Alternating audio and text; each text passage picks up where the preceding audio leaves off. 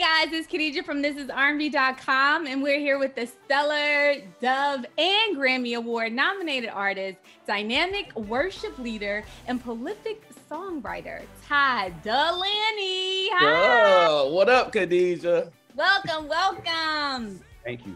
Thanks for having me. Yes, I'm so glad you're here, and all of our viewers they're in for a real treat right now. But before we get into the music, I just wanted let's talk about your early career. Okay. Before you were drafted by the New York Mets, let's talk about how you left the sports world behind and pursued your gospel career. Yeah, so my whole life I wanted to be a professional baseball player. From when I was a kid, we used to play around the neighborhood, and I found myself being better at that game than most of the people my age. And so I said, okay, this is a way to make a lot of money one day. And that was my mindset. You know, I was like, I thought like, man, I'm gonna get millions playing this game. That's what they do, right? And one off season while I was playing, I came home and I met a guy named Smokey Norfolk. He's a gospel singer, Grammy Award winner. I saw his life. I saw the way he lived. I saw his family. I heard him sing, and I knew I had a little bit of an ability to sing. And I said, man, I would love to try to do that. And when I tried, like he had me sing background for him, I fell in love with it so bad that when the season came back around, I told my parents, I said, I don't want to go back. Like I want to do this. I want to sing. And they're like, no, don't do that. You're gonna ruin your life. Like you know. And I was like, nah, I think I want to do something that's going to impact the world. I don't just want to be on a baseball field. And for people, they just couldn't understand it. Like, you know what I mean? They were looking at me like, oh, he's going to leave behind all this money. Is he crazy? Right. But I found purpose though, Khadijah. Like I was like, dude, I get a chance to impact. You go to a baseball game, you might be impacted by what I do on the field, but on a night-to-night basis, I get a chance to touch people, meet people, like be kind to people, make them laugh. That thing is better than, you know, me making a couple of $1 million here. I'm gonna make millions for the rest of my life now, impacting the world. Yeah. Wow. Speak to him. Talk about when God put something on your heart. Absolutely. Yeah. Absolutely. Purpose is bigger than passion, for real. That's true. That's so true. Wow, that was really moving, and that is a true inspiration for all. So, I mean, I know you said why you went into gospel, but growing up, did you go to church, and were you like in the choir? That's when you found out you knew you could sing, or like, how did that happen? Of course, my parents, like a lot of Black homes, they made me go to church every week. Sunday school? Yes. Thursday night was choir rehearsal. Sunday morning, baseball was really my way out of church. Like I like didn't have to go because we played on the weekends, and I tried to avoid it. I was like, man, Lord, please, I love you, but I just don't want to be there all the time. And right. Like I like to play ball. I like the girls. I like that, you know, and I don't get a chance to do none of that because church ain't really cool. So, but they made me go. I sang in the choir, and I think that's where I kind of got the foundation of singing. And so I sang around the house so much. And then even while I was playing baseball professionally, I would sing. They would have like these little competitions at the bars. And they would give you like $100 if you won, and I would just win all the time, right? Like I just go to the bar and I would sing different songs. I would sing at that time. Usher was really hot. Confessions was the album. Oh, that was the album. That was the album. So I used to kill that in the club, win the money, and then win the girls because everybody be like, "Oh my God, this dude right here, he really can sing." And so of course I was outrageous, you know what I'm saying? So, but yeah, that was my past life before the Lord saved me, you know. Wow, oh my gosh. Yeah, talk about a wild story. Full circle comes around. It's like you think you leaving, but you coming right back around. Right. So let's just switch gears and tell us about your upcoming album, and tell us one of your favorite tracks that you just can't wait for us all to hear. Yeah, so the new record is called Anthems and Glory, and it's my 5th project now. So we moved fast. Now I'm in my 5th record. I'm kind of like becoming a veteran, I guess, in gospel music, and so this record is really, really special to me. It's really like a little bit more churchy than what I normally do. And so I got some big heavyweight singers on it. Tamala Mann, Smokey Norfolk, Kiara Sheard, who's probably one of the best female voices in the world. And so I'm looking forward to the world hearing it. I think my favorite song on it is a song called Get the Glorious Straight Reggae. I had a band out of Jamaica play it, and I want to hear my song when I'm on vacation. That was the whole premise behind it. I'm like, when I'm laying around the water on vacation, I want them to play my music. So, yeah. Wow. Oh, wow. So we can't wait for that one. Okay. Okay.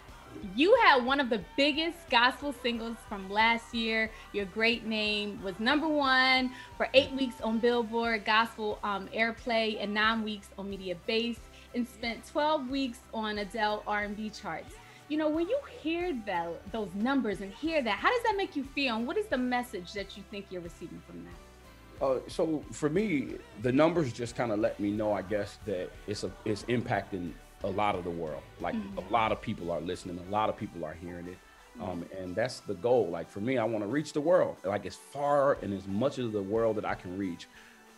It's a moment for me, like for real. Like you think about when I stopped playing baseball, people were telling me, you're crazy, you're dumb. Who leaves behind that type of money? And then now fast forward, everybody's got to be quiet a little bit. And so it's kind of cool for me to just know that I heard God, I wasn't missing the mark, and now I'm having real impact on the world. So it's cool. Definitely.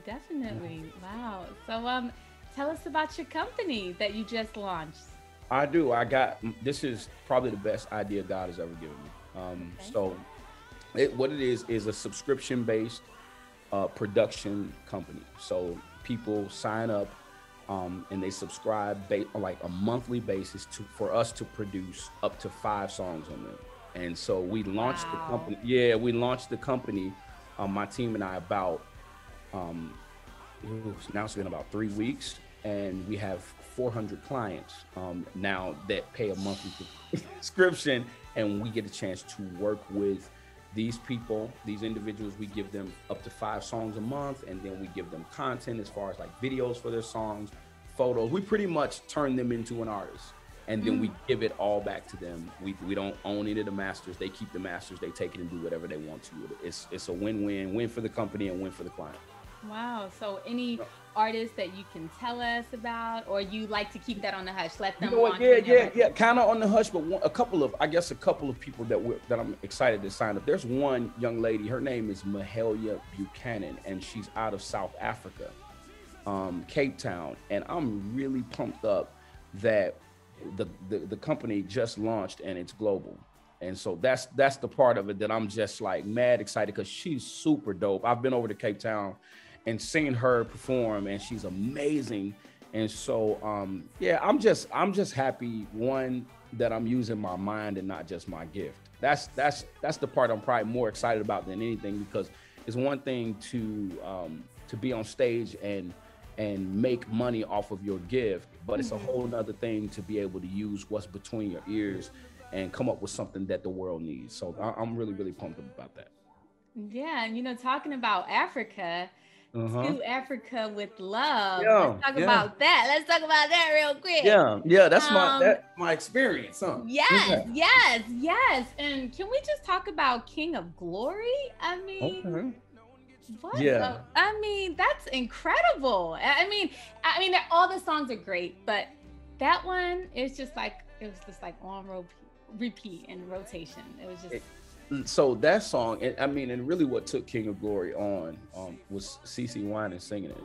So CeCe Winans recorded it, and it really took on another life of its own, because she's a legend. Yes. The Winans period, the name. And so to have CeCe sing your song, that changed the game for me on a lot of levels. And then to have recorded it in South Africa is, a lot of people don't even get a chance to visit or step foot on African soil. And so the team and I got a chance to go over there and do sold out concerts and just experience the culture there.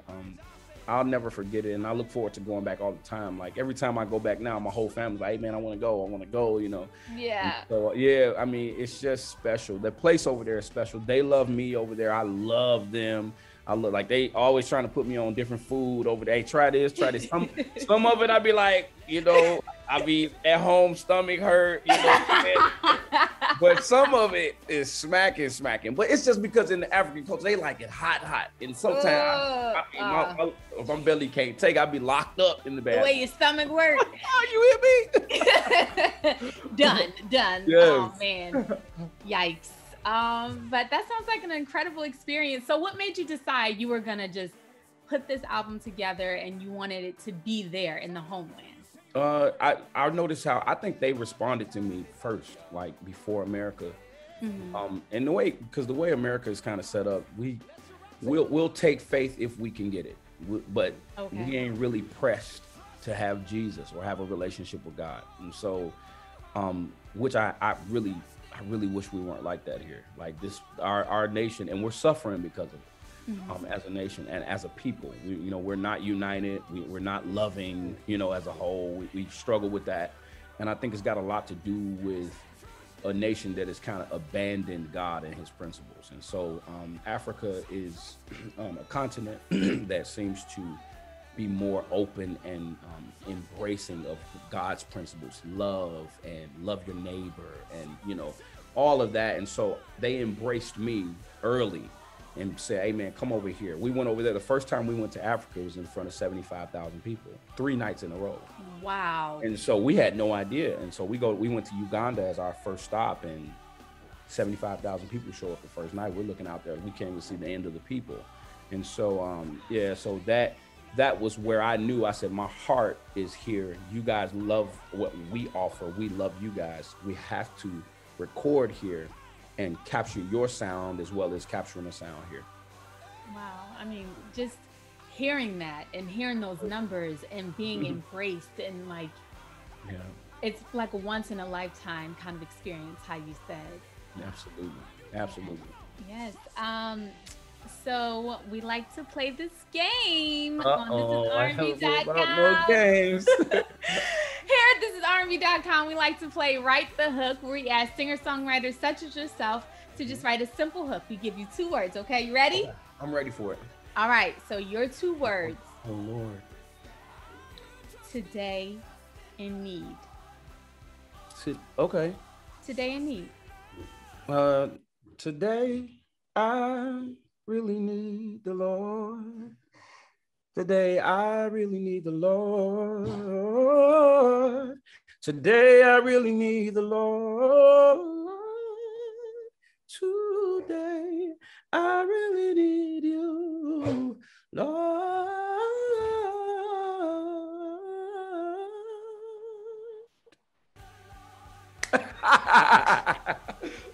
The slowest of the slowest clap. That was beautiful. Oh my gosh, that was amazing. Can you go and put that on like an album? It can just be like just a little snippet. That's a hymn. That's a little hymn. Just throw it out there. Yeah, I can hear it. I can actually hear it today. Your sound went out, but it's okay. Oh, just when you were killing it, I could feel it. I could feel that it was good, but I can't hear you. Can you hear me? Can you hear me? I can't. Yes. I couldn't hear you after you were like, I felt it, and then it was gone. I'm like, dang, come on now. Oh my gosh. And you were really killing it on that last part. I could tell. I could feel it. I could feel it. I could feel it. I got it. I won. All right. Well, you did. I mean, it's not a competition. It's whatever flows from the heart. No, I won. Okay. If that will make you feel better. Yes. Okay. But the way you were just going, it made me feel like your album Back to the Book. It felt like that was the kind of flow we were going with. Yeah. Yes. It felt so good. It felt so good. But Todd, it's been an absolute pleasure. It's been an absolute pleasure. We are so excited that you're here and you came and that your album is coming up. Let the people know where they can find you.